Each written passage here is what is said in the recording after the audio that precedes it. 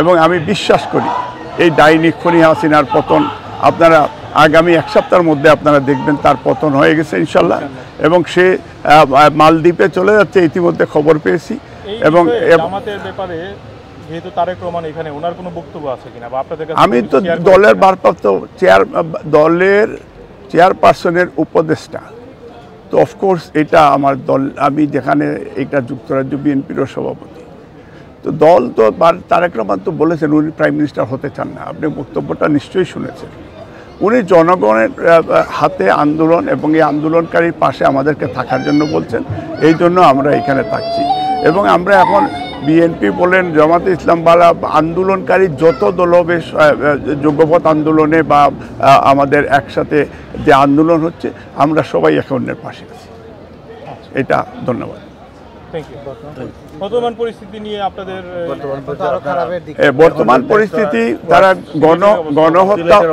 গণহত্যা হচ্ছে আর্মির পাহারায়, এবং জেনোসাইড হচ্ছে, গণদর্শন হচ্ছে, আমাদের এই গণগ্রেফতার হচ্ছে। এটা একটা খুব পেইনফুল। আমরা সেই দিন house of Commons, house of Lord আমরা বিভিন্ন সেমিনারে অ্যাটেন্ড করেছি, তারা কন্ডেম জানিয়েছে। এবং ব্রিটিশ পার্লামেন্টে অচিরেই এই অবৈধ সরকার ফরেন কমনওয়েলথ, সিলেটের প্রচুর মানুষ যুক্তরাজ্য বসবাস, সিলেটের অবস্থা খুবই খারাপ।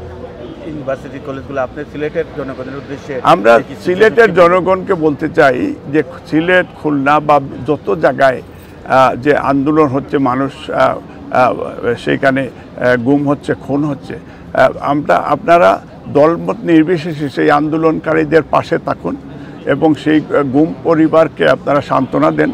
যারা শহীদ হয়েছে তাদের পাশে থাকেন। ইনশাল্লাহ দিন আমাদের আসবে। আমি আজকে মিডিয়ার মাধ্যমে বলতে চাই, আগামী 1 মাস পরে হাসিনার কোনো অস্তিত্ব থাকবে না, নতুন সরকার হবে এবং এই সরকারে বাংলাদেশের সেই সাম্য মানবিক মর্যাদা নিয়ে বিচার ফিরে আনবে, এটা আমাদের বিশ্বাস। বিসমিল্লাহির রহমানির রহিম। আসসালামু আলাইকুম। প্রথমে আমি শ্রদ্ধা জানাই বাংলাদেশের প্রথম প্রেসিডেন্ট শহীদ রাষ্ট্রপতি জিয়াউর রহমান, এবং আমি শ্রদ্ধা জানাই এই কোটা সংস্কার আন্দোলনে যারা শহীদ হয়েছে তাদের আত্মার মাগফিরাত কামনা করছি এবং দেশনেত্রী বেগম খালেদা জিয়ার সুস্বাস্থ্য দীর্ঘায়ু কামনা করছি, তার মুক্তি দাবি জানাচ্ছি। অচিরেই তার মুক্তি হবে ইনশাআল্লাহ। প্রথম হচ্ছে যে আমি তীব্র নিন্দা প্রতিবাদ জানাই যে একটা অবৈধ সরকার আরেকটা বৈধ রাজনৈতিক দলকে কিভাবে সে অবৈধ ঘোষণা দেয়।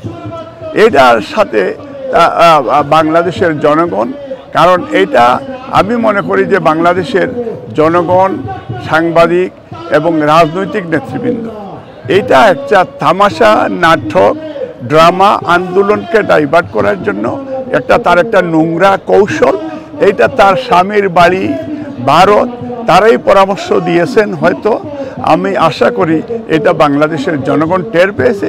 এটা নিয়ে আন্দোলন ডাইভার্ট করা যাবে না এবং জামাতে ইসলামী বা রাজনৈতিক দল তার কথায় বেন্ড হবে না। এবং এটা আমি একটা রাজনৈতিক দলের পক্ষ থেকে আমি নিন্দা প্রতিবাদ জানাই।